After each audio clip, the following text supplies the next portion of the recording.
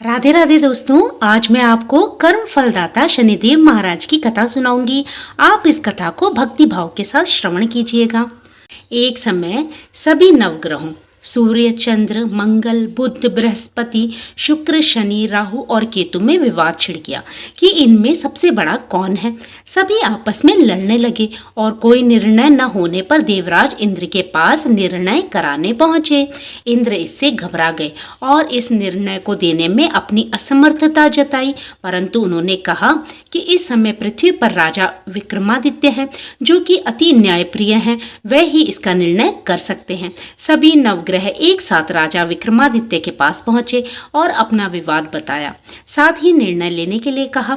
राजा इस समस्या से बहुत चिंतित हो उठे, क्योंकि वे जानते थे कि जिस किसी को भी छोटा बताया वही कुपित हो उठेगा। तब राजा को एक उपाय सूझा।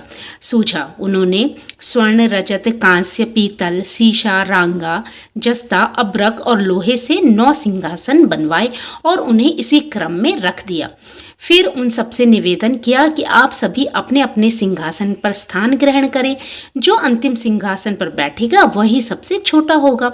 इस अनुसार लोहे का सिंहासन सबसे बाद में होने के कारण शनिदेव सबसे बाद में बैठे, तो वही सबसे छोटे कहलाए। उन्होंने सोचा कि राजा ने ये जानबूझकर किया है। उन्होंने कुपित होकर राजा से कहा, राजा तुम मुझे नहीं जानता। सूर्य एक राशि में 1 महीना, चंद्रमा 2.25 महीना और 2 दिन, मंगल 1.5 महीना, बृहस्पति 13 महीने व बुध और शुक्र 1-1 महीने में विचरण करते हैं, परंतु मैं 2.5 से 7.5 साल तक रहता हूँ। बड़े बड़ों का मैंने विनाश किया है। श्री राम की 7.5 आने पर उन्हें वनवास हो गया। रावण की आने पर उसकी लंका को बंदरों की सेना से परास्त होना पड़ा। अब तुम सावधान रहना।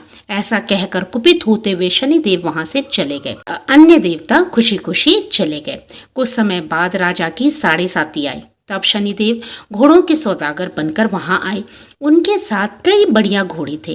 राजा ने ये समाचार सुन अपने अश्वपाल को अच्छे घोड़े खरीदने की आज्ञा दी। उसने कई अच्छे घोड़े खरीदे और वह एक सर्वोत्तम घोड़े को राजा की सवारी हेतु दिया। राजा जो ही उस पर बैठा, वह घोड़ा सरपट वन की ओर भागा।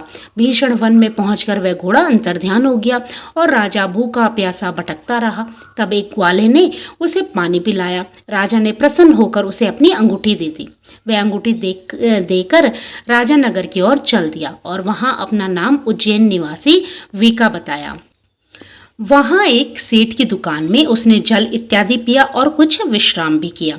भाग्यवश उस दिन सेठ की बड़ी बिक्री हुई। सेठ उसे खाना इत्यादि कराने खुश होकर अपने साथ अपने घर ले गया। वहां राजा ने एक खूंटी पर देखा कि एक हार टंगा है, जिसे खूंटी निगल रही है। थोड़ी देर में पूरा हार गायब हो गया।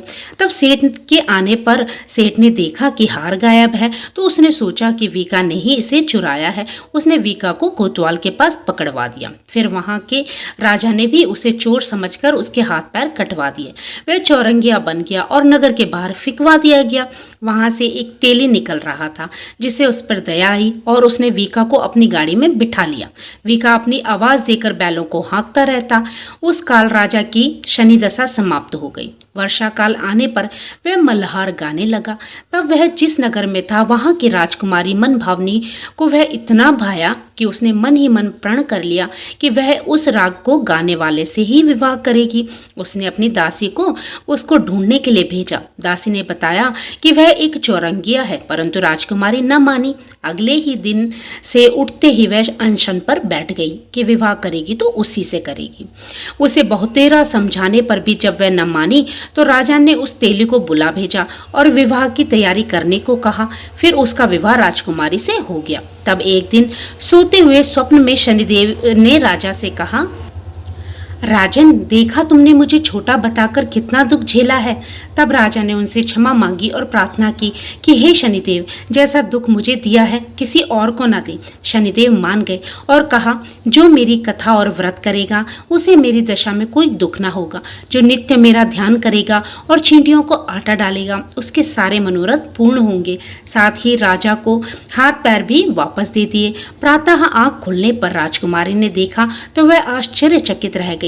वीका ने उसे बताया कि वह उज्जैन का राजा विक्रमादित्य है। सभी अत्यंत प्रसन्न हुए। सेठ ने जब सुना तो वह पैरों पर गिरकर क्षमा मांगने लगा। राजा ने कहा कि वह तो शनिदेव का कोप था, इसमें किसी का कोई दोष नहीं है। सेठ ने फिर निवेदन किया कि मुझे शांति तब ही मिलेगी जब आप मेरे घर चलकर भोजन करेंगे। सेठ ने अपने घर नाना प्रकार के व्यंजनों से राजा का सत्कार किया। साथ ही सबने देखा कि जो खूंटी हार निकल गई थी वही अब उसे उगल रही थी। सेठ ने अनेक मोहरें देकर राजा का धन्यवाद किया और अपनी कन्या श्री कंवरी से पाणी ग्रहण का निवेदन किया। राजा ने सहर्ष ही इसको स्वीकार कर लिया। कुछ समय पश्चात राजा अपनी दोनों रानियों मनभावनी और श्री कंवरी को सभी उपहार सहित लेकर उज्जैन नगरी को चले गए। वहां पूर्ववासियों ने सीमा पर ही उनका स्वागत किया। सारे नगर में दीपमाला हुई व सबने खुशी मनाई।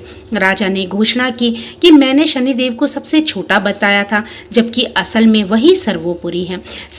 तब से सारे राज्य में शनिदेव की पूजा और कथा नियमित होने लगी। सारी प्रजा ने बहुत समय खुशी और आनंद के साथ बिताया।